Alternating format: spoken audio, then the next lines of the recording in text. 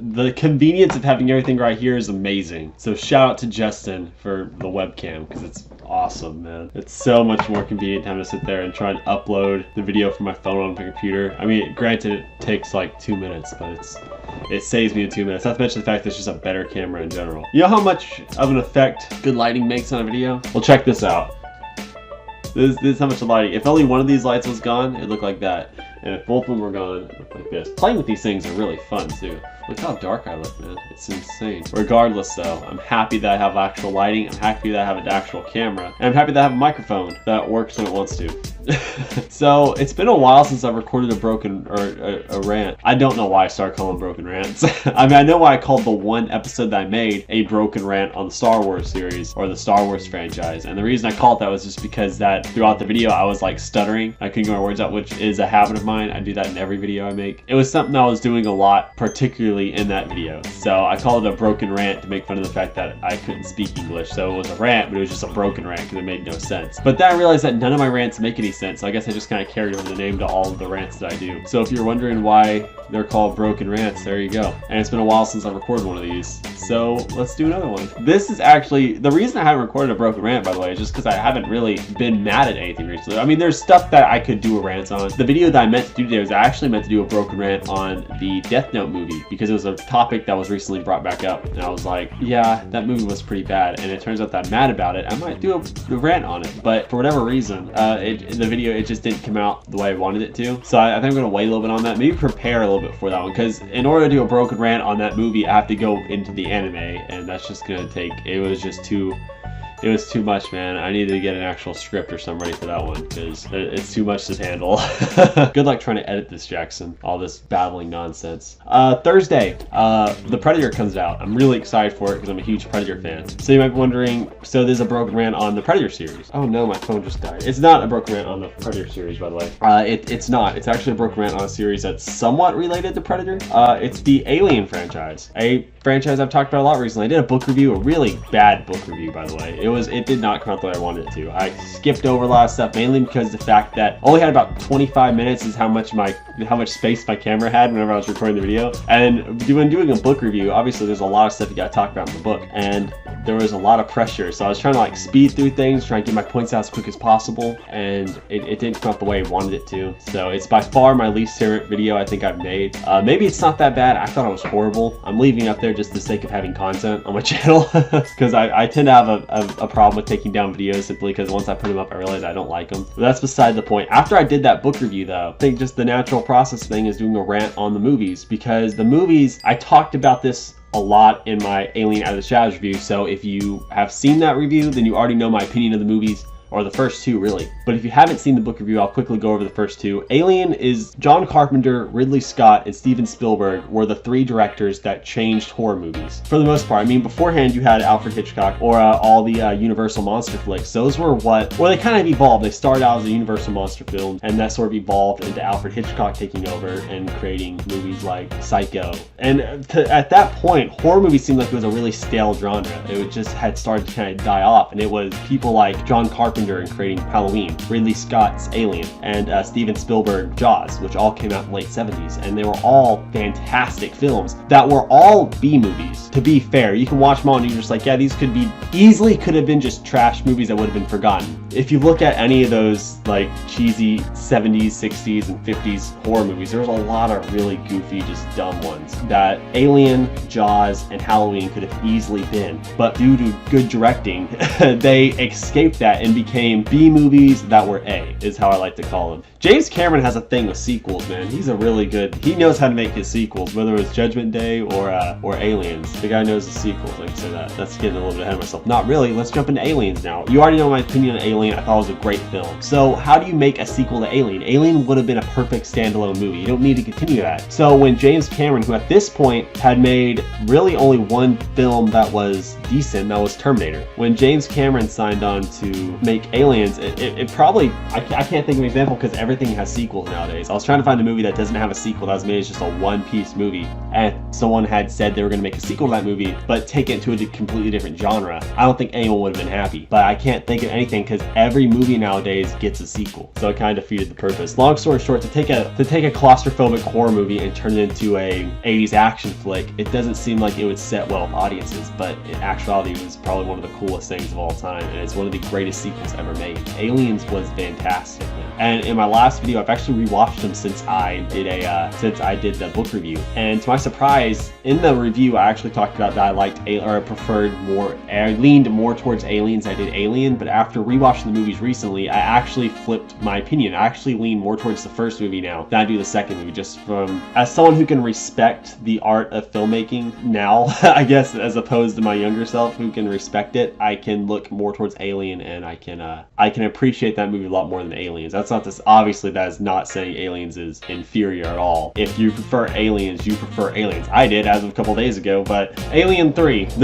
So Alien 3 is an interesting movie. There's a lot that I love about it, a lot that I hate. Well, let's talk about the fan base first, because everyone who's a fan of the first two Aliens knows that it's a pick or choose thing. Everyone has their personal favorites. You either prefer Alien or you prefer Alien. It's one or the other. So where does Alien 3 fit in? Because Alien 3 has split the fan base. There's half the people seem to like it, the other half seem to hate it. Some people find this movie to be on par with the first two, while others, my opinion of it is split. It's down the middle. I don't hate it, but I don't love it either. Because the thing about the Alien series is that each director got to do what they wanted to with the movie for the most part. They put their own, obviously like directors should, they put their own spin on it. So when you look at it, it's like Ridley Scott made an Alien film and he made it the way he wanted to make it. So the first Alien is very much, it's Ridley Scott's movie. And Aliens, James Cameron made the movie the way that he saw the series would be, and it became James Cameron's own movie. It was a part of the Alien series, but it was a completely different movie than the first one. It was set apart. It was its own thing. It didn't have to sort of leech off the first film. It's very much its own thing. Alien 3 is directed by another grade A director. So the first one was by Ridley Scott, James Cameron. Alien 3 is directed by David Fincher, and David Fincher would go on to make films like Seven, Fight Club,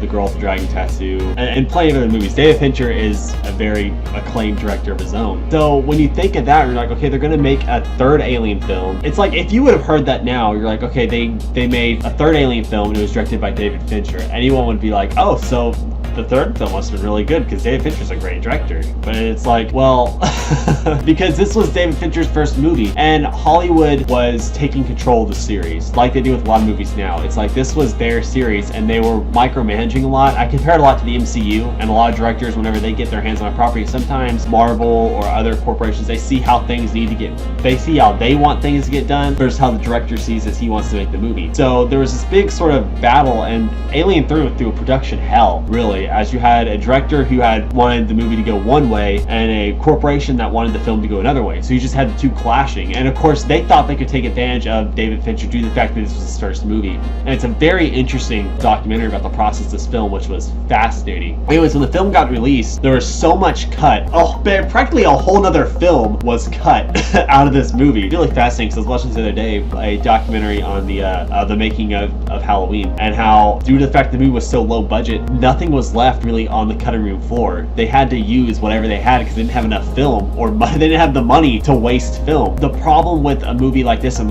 like a big corporation taking over the movie was that they had their idea to build up these movies and they remember it was talked about in the documentary that they had built a whole set based around a script, and then they decided that they didn't want to make that movie, so then they tore that whole set down just to rebuild it. And that was millions of dollars that was wasted on that because they built whole like sets based on this movie that never got made. It's so fascinating, but you just see all this money go down the drain. So how does the movie end up turning out?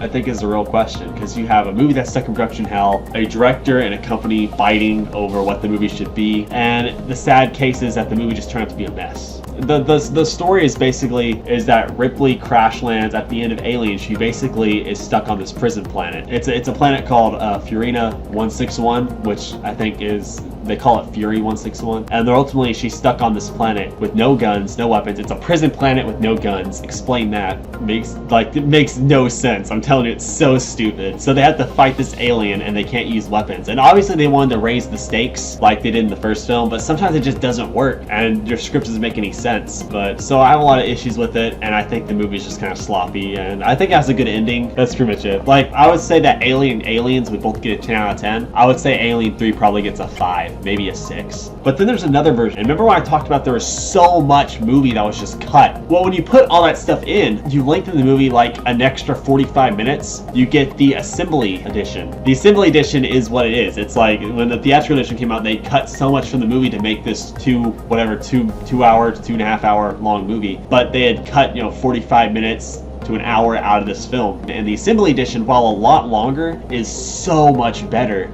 It is a legitimately good film. It's still not on par with the first 2 Alien movies, but it's a great third movie. There's a lot of great dialogue that they cut out, things that explain what's going on the planet with the prisoners, and it's really fascinating stuff. I don't really want to get into it simply because I've been talking a long time. There's a lot of movies ahead of me, so I have to move on. But the fact is, and in fact, I would actually recommend watching the as a trilogy to watch Alien, Aliens, and Alien 3, the Assembly Edition, because I think they're all 3 great movies. Moving on from that, so after Alien 3 was, for the most part, a failure. It failed at the box office, mainly because they had spent so much money trying to make the thing that when it came out, even though it made a decent amount of money, like, it didn't do bad at the box office. Just the fact that they had spent so much money trying to resurrect this film that they had killed, it broke it. So you basically had a whole franchise at that point was just gone, just flushed down the toilet. They ruined it. Until Joss Whedon, of all people, wrote a script for a 4th Alien film called Alien Resurrection. Once again, you have a big name actor, Joss Whedon. If you don't know who he is, he's known really now for directing films like The Avengers and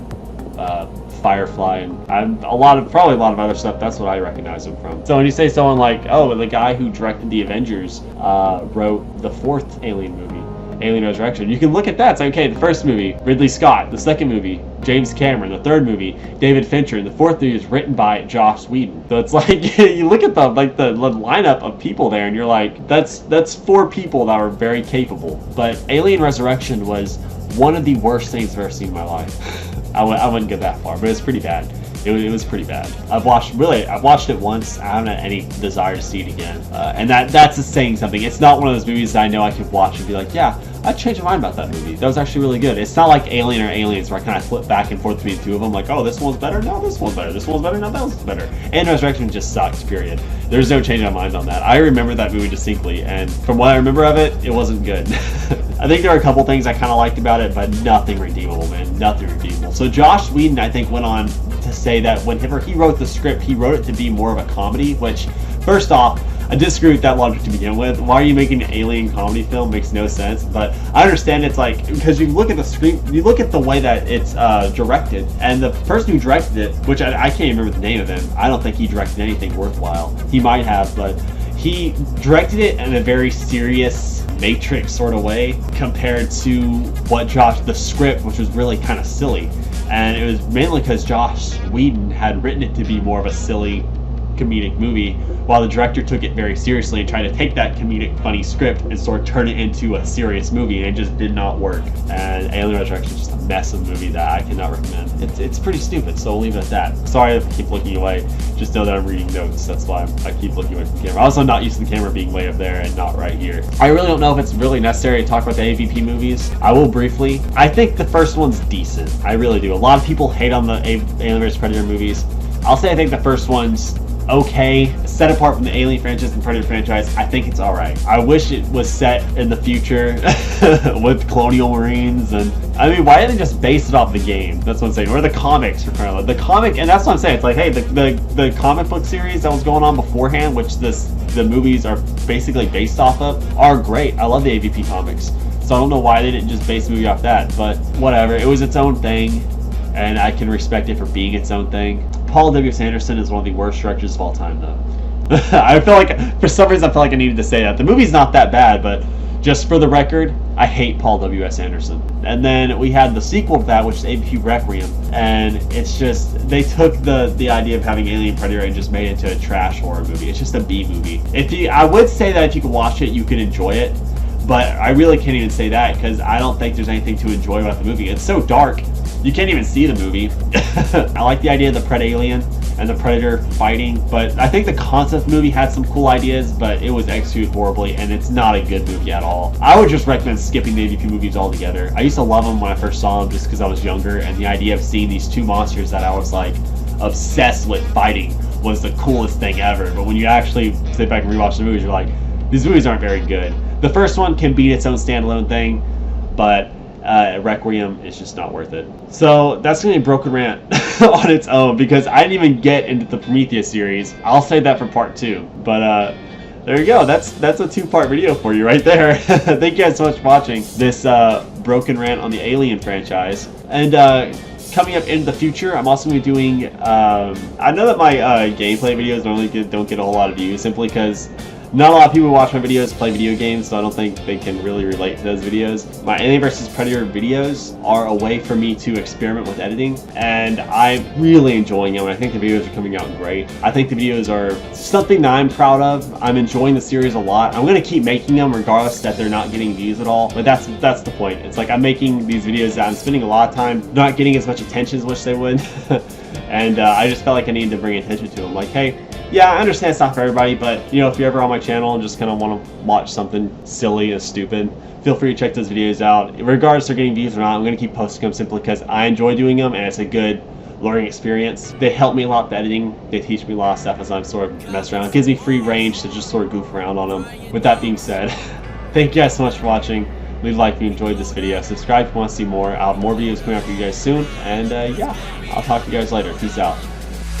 Pulled up, tell 'em pull the curtain, roll 2, no 3, got a fifth of bourbon, got 4 bitches that shepherd German, that I want the break from, I need to learn, and they told us all that we'd end up broke, we sucked it up and we did the most, now we taking over, we want the globe, so it's to the west to go take the coast.